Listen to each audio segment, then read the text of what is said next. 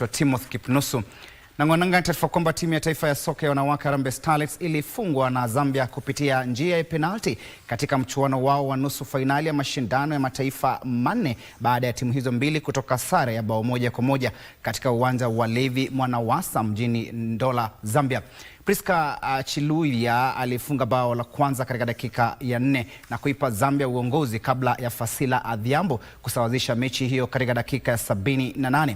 Zambia ambayo ilishinda mechi hiyo kwa mabao 4-1 kupitia mikwaju ya penalti sasa itachuana na Zimbabwe katika mechi ya fainali baada ya kuifunga Lesotho mabao 3-1 mapema hii leo, ila hali Kenya ilitarajiwa kumenyana na Lesotho katika mechi ya kung'ang'ania nafasi ya 3 Jumanne ijayo. Timu hizo mbili, Kenya na Zambia, zitatumia mashindano hayo ya mataifa mane kujipima nguvu zikijiandaa kushiriki katika kombe la mataifa ya Afrika kwa wanawake WAFC mwaka huu ambalo limepangwa kuandaliwa nchini Morocco kuanzia Julai 26 hadi Agosti 16.